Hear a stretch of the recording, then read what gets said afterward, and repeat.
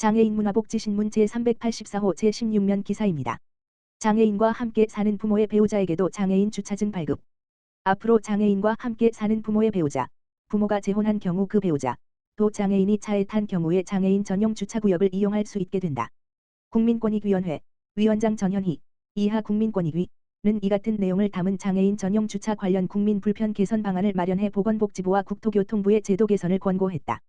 장애인 전용 주차구역에 주차할 수 있는 장애인 주차증은 장애인 본인 또는 함께 거주하는 장애인 보호자의 자동차 중 한 대에만 발급된다. 장애인 주차증을 붙인 차량은 장애인이 탄 경우에 한 해 장애인 전용 주차구역 이용이 가능하다. 그런데 장애인 주차증이 발급 가능한 함께 거주하는 장애인 보호자의 범위 별표 사인가 민법상 가족의 범위보다 좁았다. 이로 인해 부모의 배우자 등이 함께 거주하면서 보호자 역할을 하는데도 장애인 주차증을 발급받을 수 없는 불합리한 점이 확인됐다. 이에 국민권익위는 부모의 배우자 등을 포함한 민법상 가족, 직계존속의 배우자, 배우자의 직계혈족 형제자매, 을 보호자용 주차증 발급 대상에 포함하도록 보건복지부에 권고했다. 도로 여객시설에 적용되는 교통약자법에는 장애인 전용 주차구역 설치에 관한 상세 기준이 없어 장애인 보호에 미흡한 점도 확인했다. 이로 인해 도로 여객시설의 장애인 전용 주차구역 안내판에 주차방해 시 50만 원의 과태료가 부과된다는 내용이 없거나 장애인 도움 전화번호 등이 적혀있지 않은 사례가 많았다. 이에 국민권익위는 도로 여객시설의 장애인 전용 주차구역 설치 기준에도 일반 공공시설에 적용되는 장애인 등편의법과 동일하게 명확한 설치 기준을 마련하도록 국토교통부에 권고했다. 국민권익위 양종삼 권익개선정책국장은 이번 제도 개선은 국민신문고에 접수된 국민의 목소리를 바탕으로 불편사항을 해소한 것이다.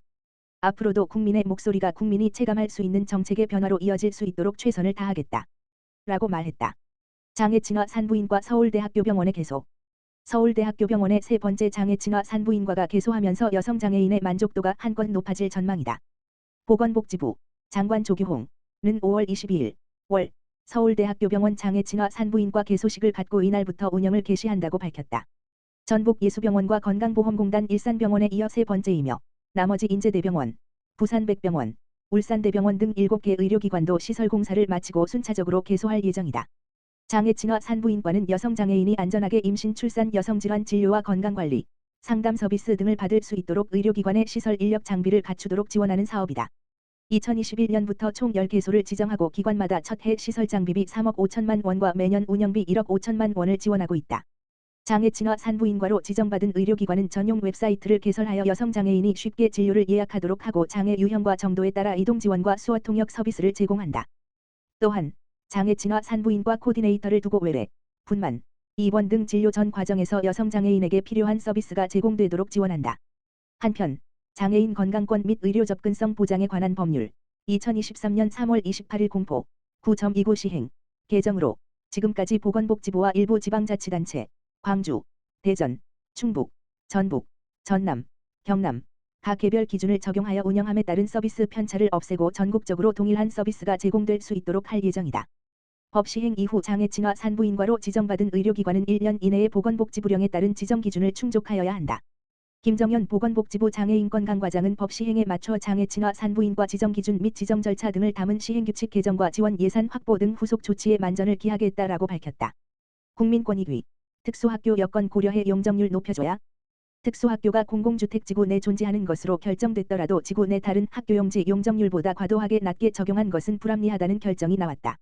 국민권익위원회 위원장 전현희 이하 국민권익위는 공공주택지구 내 수용됐다가 어렵게 존재하게 된 특수학교가 교육시설을 증축해 활용할 수 있도록 기존 130% 이하 용적률을 200% 이하 용적률로 적용할 것을 도시공사에 의견 표명했다.